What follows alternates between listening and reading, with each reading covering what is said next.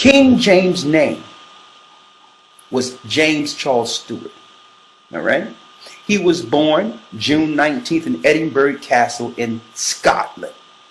Oh, don't be surprised. I know when you look at the news and look at TV and you see Scotland and England, you think it's all white people, don't you? You've been bamboozled. See, when you're in a box if you're in a slave mentality and haven't been anywhere, they can control your perception of the world by showing you Scotland and never showing you black people. There's millions of black people all over the world and in England, and was there before the slave trade. Okay? So don't be surprised when you hear black people in Scotland. That's like oil and water. That doesn't sound right.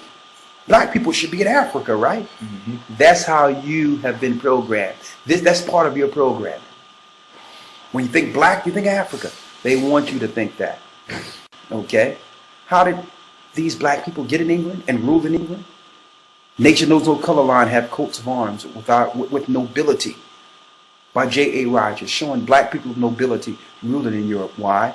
Because after Rome fell, after Septimius Severus and Pescennius Niger, a black man, took over the hierarchy of England, the black people ruled during the Dark Ages. Judah was set up again over in Europe. And that's why the name of England is called England, which means angel's land. The original Anglo-Saxons, when you translate the word Anglo-Saxon, it means the angelic sons of Isaac. Who are the sons of Isaac? Jacob. Yes, we ruled Europe. While white people were there too. They had their little provinces which they ruled, but we were nobility in England. And that's why when you look at some of the old 1700 dresses of them coming to America, you see nobility or people of stature, Caucasian women, wearing bells under their dress. Showing them they had corsets on their waist and had bells under their dress to show a big derriere, or mimicking the black women who were ruling nobility in England. So that's why they had the bells under their dress, to mimic the black woman's shape. Okay, you didn't know this, did you? Okay, see, but you've been programmed. All right, now let's go back to it. His name was James Charles Stewart. All right, born June 19th in Edinburgh Castle in Scotland. See, we got books. All right, we're not going to go for what they tell us. All right, we've researched. All right. He was born to Mary Queen of Scots, Lord Darnley, in 1566. Oh yeah, his mother was black too. Lighter skin, but black. His father was murdered a year later after his birth in 1567. This led to King James, or the young Prince James, being crowned the King of Scotland while he was only 13 months old. He was 1 year old and 1 month when he was already anointed king after the untimely death of his father. All right? He was at this time crowned James VI of Scotland at the age of 12. Why? Because under the Jew law, 12 was when you go to the temple of the priest to be anointed as a man. That's why I tell you, in Christ, when he was 12, they went up to Jerusalem. Why? He had to anoint him under the Jew law. So yeah, King James was not only black, oh yeah, he was a Jew. At the age of 12, hold it, let me look at that. Look at that clearly. Can't get Prince Charles out of that, can you? Look at that there. They didn't want you to know. That's why they got fusion centers. Let's go back to this here. He was at this time crowned James VI of Scotland at the age of 12, and he assumed power over the throne. Now, from the time of his youth, James was tutored in the languages of Greek, Latin, French, Italian, and Spanish. He was also a well-learned historian in his own right. Now, it also was important to mention that he was learned in arithmetic, cosmography, the study of maps, along with many other areas of learning.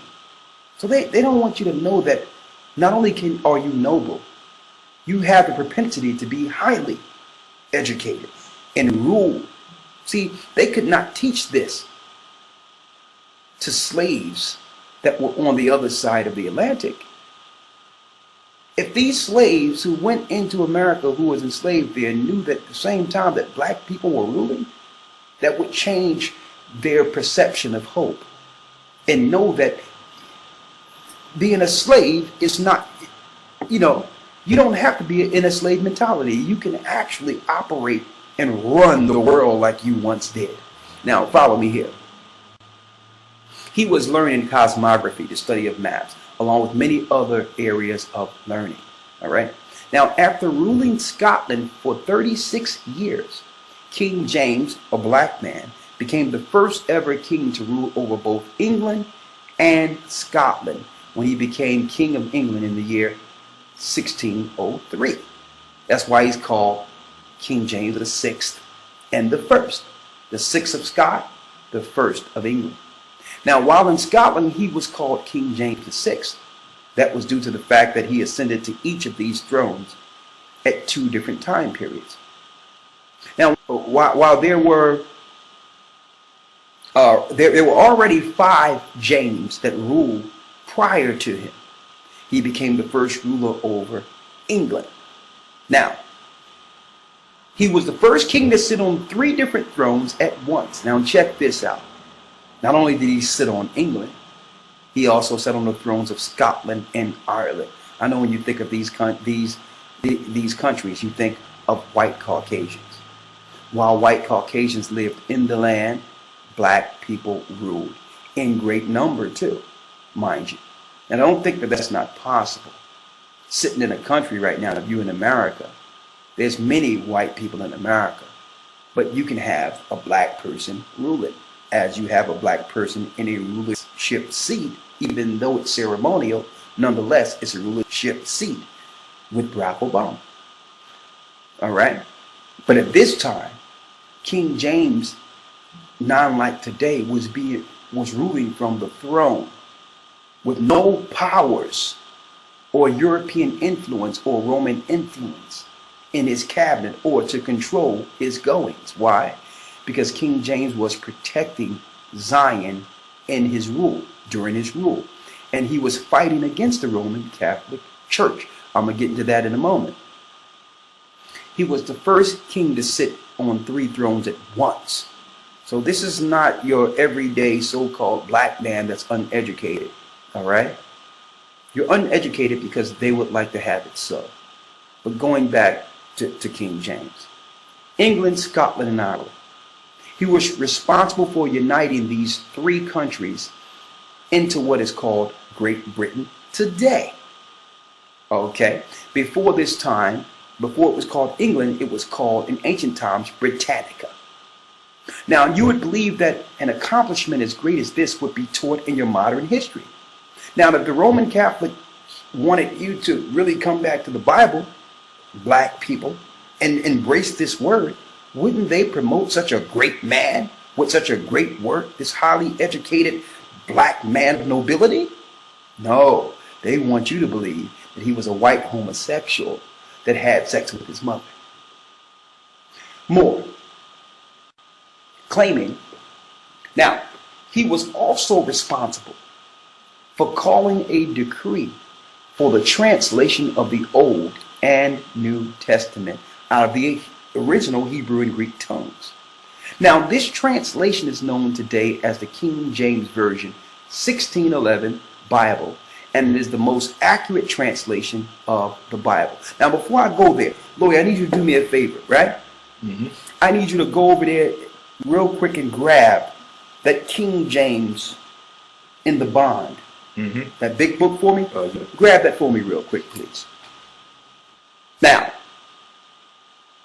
while he gets the book, because I want to show you this is important, because this book came from England itself, and I want you to see this, and especially for all the so-called Christian pastors out there who didn't do this research. A matter of fact, black pastors or any pastor for that matter, that's teaching in the poor neighborhoods. Okay? If you're teaching in the poor neighborhoods, brothers and sisters, then this is the information that you should use to empower our people.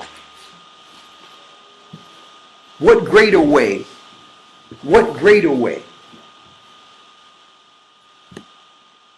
could you pull our people out of their spiritual or religious coma? What greater way, if you're trying to lead them back to the Bible, to give them proof that their people had a hand in its creation? What greater way? And that's why our people have been a prey to Muslims, Buddhists, and all these others, because they was able to lie on King James. Now, I had a lawyer come grab this, and I'd like to thank the sisters who actually donated this book in England, and may the Most High have grace on them. This actually came from Oxford University. See that? This is proof here. Especially for you black preachers out there. Oxford University. And it got the signet, and here's your original King James that was translated.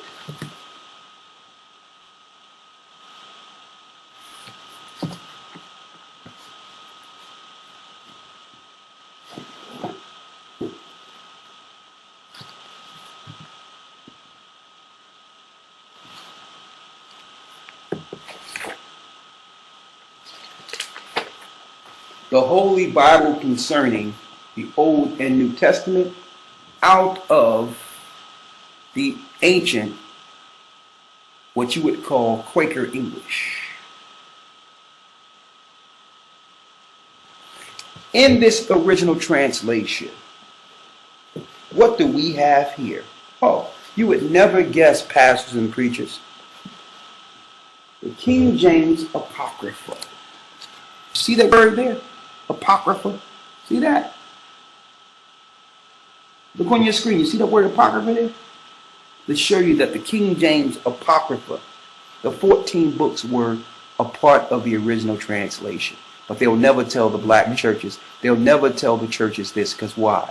In the Apocrypha, it mentions the Europeans putting up a false image of Christ and using pagan rites to destroy God's people and teach a new religion on earth. It also teaches about the 10 tribes that left Israel, the northern kingdom, in 2nd Ezra, the 13th chapter, of how the North American Indians, all the tribes that were over there in the New World when the Europeans got there, but they were from the lost tribes of Israel. So they took the book out and they lied to the ministers and made them believe that the Apocrypha was not spiritually inspired, so they had to take it out. No, it had nothing to do with that. It's very spiritually inspired and prophetic in content. They lied to you to keep you from the book so that you would not identify the true people of God and uphold the impostors over there in Palestine as the children of Israel. See, we got the proof.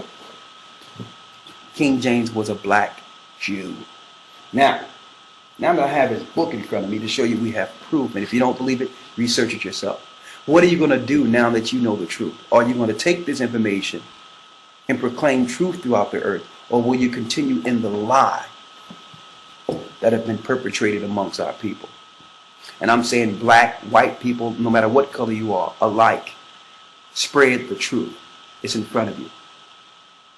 Now, speaking to pastors and preachers and teachers who are not of our color, who are of different persuasion, if you deny this information because you claim color don't matter, you are part of the conspiracy. Because color does matter. Why? Because they lied to our people and claimed that King James was a white homosexual. And that had a lasting impression on how a lot of our people viewed the Bible. So it did matter. If you have people who have done things to you at this time when the information was coming out, you had people water hosing our people, Jim Crow laws, racial tension. So you had a demographic of people who